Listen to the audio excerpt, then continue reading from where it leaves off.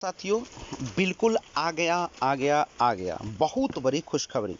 विजय चौधरी ने कर दी घोषणा। ध्यान दीजिएगा, 19 तारीख को संवाददाता से बात करते हुए विजय कुमार चौधरी ने कुछ ऐसी बातें कह दी जो कि हमारे 94,000 बहाली और छठे सातवें चरण की जो बहाली है उस पर एक बेहतरीन खुशी का एक अंबार सा आ गया है।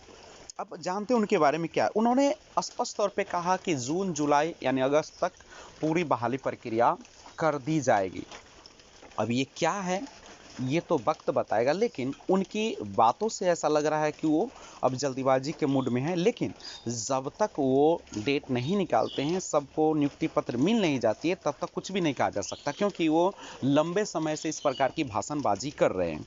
तो देखते हैं। लेकिन उससे पहले 106 अभ्यर्थियों का रिजल्ट ही नहीं, अब घोषणा करते हैं कि जून जुलाई अगस्त तक हो जाएगी सबकी नियुक्ति, लेकिन क्या 106 अभ्यर्थियों का रिजल्ट जारी क्यों नहीं होते? बिना रिजल्ट के कैसे जून जुलाई में वो कर देंगे नियुक्ति? यानी हो सकता है 94,000 बहाली पर ब्लाइंड फेडरेशन केस को जल्दी से मेंशनिंग तो करवा ही दिए, तो सुनवाई करवा कर उसको निपटारा कर लेंगे और बहाली प्रक्रिया शुरू कर देंगे। तो आइए संवाददाता से उन्होंने क्या क्या बातें बोले। बिहार के शिक्षा मंत्री श्री विजय कुमार चौधरी ने कहा कि छठे व सातवें चरण की शिक्षक बहाली की पूरी प्रक्रिया इस माह तक पूरी कर ली जाएगी। मंत्री जी ने कहा, कोरोना की दूसरी लहर में मरने वाले शिक्षकों का आंकड़ा विभाग के पास नहीं है और कब तक होगी छठे व सातवें चरण की शिक्षकों की बहाली व कोरोना की दूसरी लहर में कितने शिक्षकों को अपनी जान गंवानी पड़ी, इस पर थोड़ा सा देखिएगा। गंवानी पड़ी, पूरी जानकारी के लिए इस खबर को जानते हैं। सबसे पहले समझिए, उन्होंने कहा कि शिक्षक बहाली की प्रक्रिया इस माह तक पूरी कर ली जाएगी। मंत्री जी ने कहा, कोरोना की दूसरी लहर में मरने वाले शिक्षकों का आंकड़ा विभाग के पास नहीं है और कब तक होगी छठे और सातवें चरण की शिक्षकों की बहाली व कोरोना की दूसरी लहर में कितने शिक्षकों ने अपनी जान गंवाई, पूरी जानकारी के लिए इस खबर को पढ़ देखिएगा। हमारे संवाददाता ने बिहार के शिक्षा मंत्री विजय कुमार चौधरी से अनौपचारिक रूप से बात की। मंत्री जी खुलकर कहा कि बिहार में कोरोना की वजह से तो शिक्षकों व शिक्षकेतर कर्मी की मौत तो हुई है, लेकिन हमारे पास इसका कोई आंकड़ा उपलब्ध नहीं है। हमने आंकड़े के लिए अधिकारियों को आदेश दिया है। बहुत जल्द ये पता चल जाएगा कि कोरोना की दूसरी लहर में कितने शिक्षकों ने अपनी जान गंवाई है। बिहार छठे चरण के बहाली व सातवें चरण के बहाली के विषय में पूछे जाने पर मंत्री जी ने बिना कैमरा के कहा कि सोशल मीडिया में बहुत से अभ्यर्थी ट्विटर कैंप चला रहे। जी बिल्कुल, उन्होंने सही कहा कि ट्विटर कैंपेन बड़ी मात्रा में चल रही है और सभी लोग जो है बेरोजगारी का एक ऐसा तमाशा झेल रहे हैं जिसके कारण वो तार हो रहे हैं। तो वैसे में उन्होंने कहा कि जो अभ्यर्थी ट्विटर कैंप चला रहे, मैं सभी शिक्षक अभ्यर्थियों से आग्रह करता हूं कि आप धैर्य बना कर रखें। बहुत जल्द उच्च न्यायालय का फैसला आने वाला है, उसके बाद शिक्षकों की बहाली की प्रक्रिया शुरू कर दी जाएगी।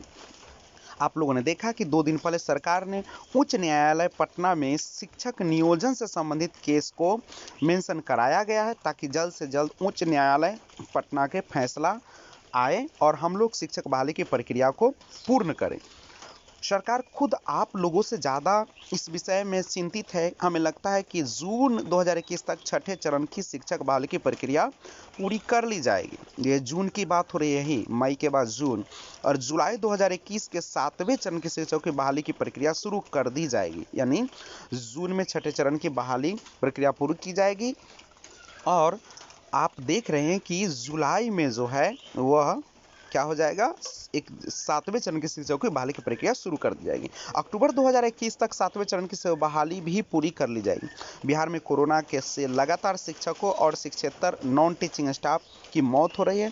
कोरोना की दूसरी लहर में लगातार शिक्षकों को अपनी जान गंवानी पड़ रही। इसके बाद भी दूसरी लहर में अब तक कितनी मौत हुई, इस बात का आंकड़ा विभाग के पास नहीं है। वहीं इस मामले पर विभाग के आला अधिकारी कुछ भी बोलने से परहेज कर रहे हैं, जबकि शिक्षा मंत्री विजय चौधरी ने अनौपचारिक बात में कहा कि हमने अपने स्तर से शिक्षकों प्रोफेसर्स की मौत का आंकड़ा जुटाने की कोशिश की है।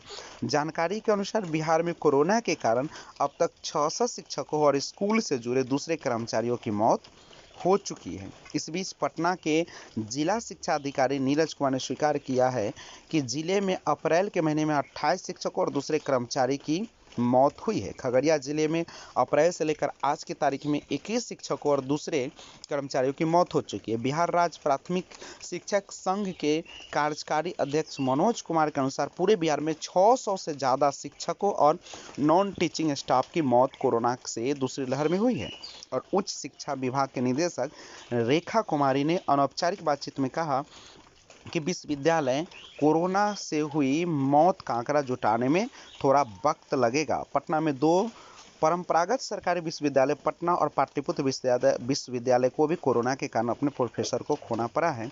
पाटलिपुत्र विश्वविद्यालय के डीएन प्रोफेसर डॉक्टर AK नाग के अनुसार अब तक कार्यरत 5 और रिटायर्ड 5 शिक्षकों की मौत कोरोना से हुई है। ये आंकड़ा 15 अप्रैल से लेकर 19 मई तक का है। वहीं पटना यूनिवर्सिटी को भी अपने शिक्षकों को कोरोना की वजह से गंवाना पड़ा है। विश्वविद्यालय के प्रोफेसर रजनीश कुमार के मुताबिक दूसरी लहर में कोरोना के कारण 6 शिक्षकों की मौत हुई। इसके अलावा 2 अतिथि शिक्षकों की मौत भी कोरोना से हुई है।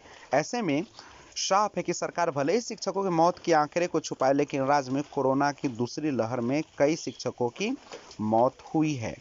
तो ये आप न्यूज़ को देखें। जिस प्रकार से संवाददाता से बातचीत करते हुए 19 तारीख को यानी कल ही बीते हुए कल जो विजय कुमार चौधरी ने घोषणा की कि जून में जो है वो छठे चरण की बहाली की प्रक्रिया पूर्ण की जाएगी और जुलाई में से शुरुआत करके वो उसकी भी प्रक्रिया समाप्त कर दी जाएगी 7वें चरण की। तो ये है बहुत बड़ी न्यूज़।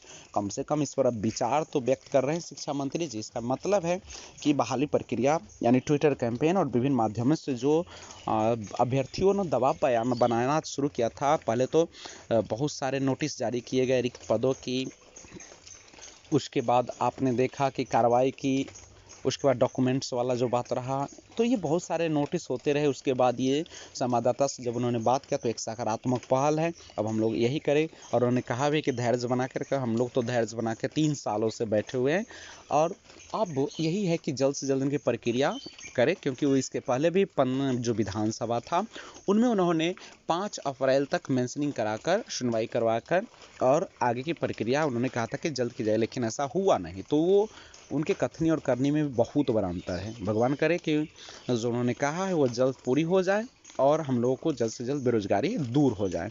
तब तक न्यूज़ के लिए बने रहे इस चैनल को सब्सक्राइब जरूर कीजिएगा। Thanks for watching.